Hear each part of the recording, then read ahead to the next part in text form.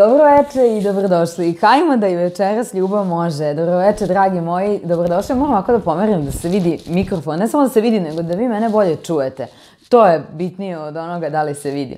Dobro večer, prije svega. Hvala vam što pratite kanal Ljubav može. Hvala vam na pretplatama. Ja želim da vam se od srca zahvalim. Ja nikada nisam ni jednu reklamu platila ni na Instagramu, ni na Facebooku, ni na YouTubeu. Svaki onaj jedan pretplatnik je nekako ispraćen pogledom moga srca, eto, slobodno mogu tako da kažem. Svako vaše ime i prezime sam videla. Hvala vam, jer ja sam u sve ovo ušla da bih vam svet književnosti, pisanja i sve ono što je meni pomoglo na putu sazrevanja i što će mi dalje pomagati, ni ja ne znam apsolutno sve, sam želela ovako na jedan lep i suptilan način da vam predstavim. Ovaj kanal nije kanal na kojem imate sve i svašta i ja ne želim da odlazim, da skačem sa teme na temu, da prosto želim da znate da na kanalu Ljubav može možete pronaći ovakve neke stvari koje vas inspirišu, koje čine život lepšim. I nadam se da će uskoro izaći moja knjiga priča i da ćete i tu zapravo vidjeti šta znači ljubav prema pisane reči i šta znači kada imate misiju, a moja misija je da se ostvarim u ulozi pisca i nadam se da ću u tome i uspeti. I ja smatram da sam tek tu na početku, iako se književnošću bavim jako dugo i nju sam i završila, kao što vrlo dobro znate, i studirala i magistarske studije kasnije završila, ali kao što sam i u jednom videu rekla, ona nikad nije površna grana, površna je samo ako je površno posmatrate, ali u njoj možete pronaći i mnogo psihologije i mnogo psihijatrije. Ja se u poslednjih par godina više bavim i tim temama i zato je i tema ovoga videa, odmah prelazimo na temu da ne bi ovaj uvod bio ovako dugačak.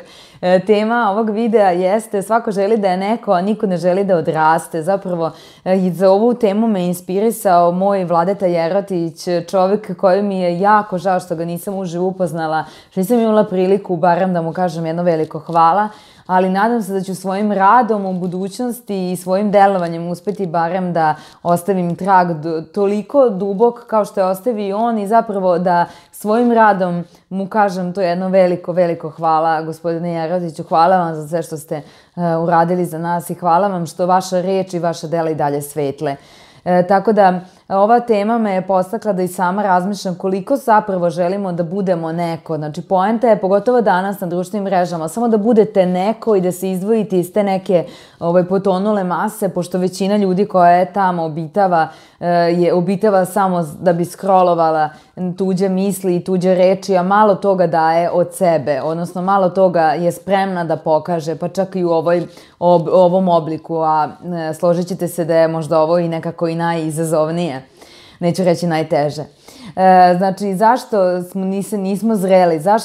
Zašto sretnete čovjeka koji ima 45 godina, ponaša se kao dete? Zašto nam je teško da budemo zreli? Da li su opet tu krivi roditelji ili roditelji jednostavno su nam samo dali osnovu, dali nam taj prvi udah, dali nam život, a sve drugo mi treba da damo sebi.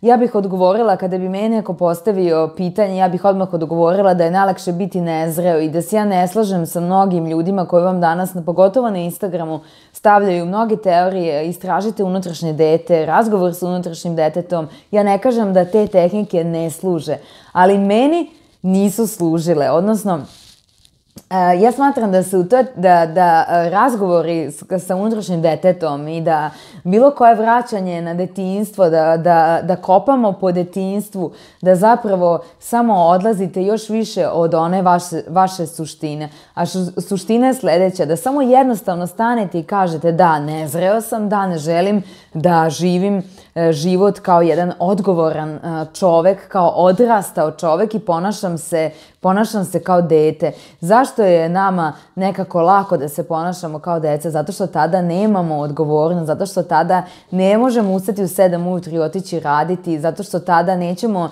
istraživati, učiti, zato što tada nećemo završavati fakultete, nećemo se zapošljavati, nego ćemo jednostavno živeti jednim praznim životom, živećemo jednim parazitskim životom, a iako nađete ljude koji su, na primjer, zaposleni, koji se bave nečim, ali poslovno se, odnosno privatno se nisu ostvarili i ponašaju se kao deca. I vi vidite po njihovim nezrelim potezima, vi vidite po tome da oni ne mogu da uvuku u svoj život ili da puste u svoj život drugu osobu. Vidite po tome koliko su oni nezreli, po tom nekom, da kažem, sebičluku koji imaju u sebi i oni su zapravo okrenuti samo sebi. Kao ono jedno malo dete koje mama vuče za suknju, a vuče zato što želi da njemu bude dobro. Znači, nema tu nikakvog okretanja ka drugoj osobi. I zapravo ta potreba da stalno budete neko, ali zapitajte se, pogotovo mladi, ja znam da vi mene pratite, zapitajte se ko ja želim da budem i gde idem, kuda idem, šta tražim i koja je misija moja na ovom svetu.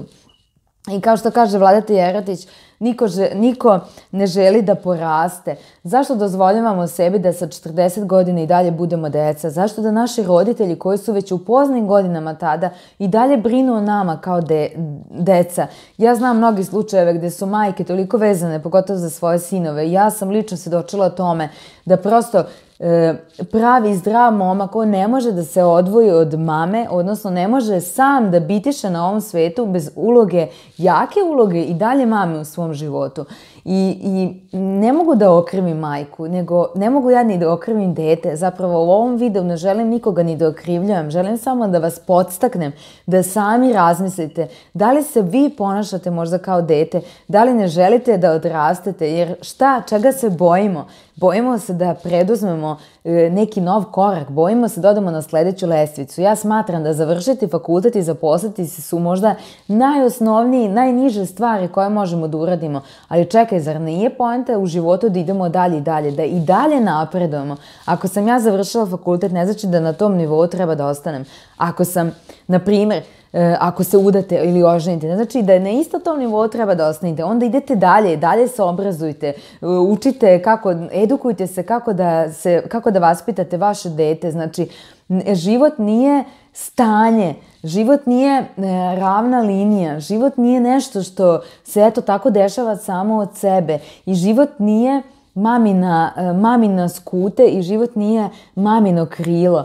I ja znam da su ove riječi možda sada oštre i znam da će možda nekima ovo zvučati previše onako grubo ili možda se u ovim rečima nećete pronaći, ali razmislite samo u kojim situacijama nalazite izgovore da nešto ne možete, u kojim situacijama se ponašate kao dete.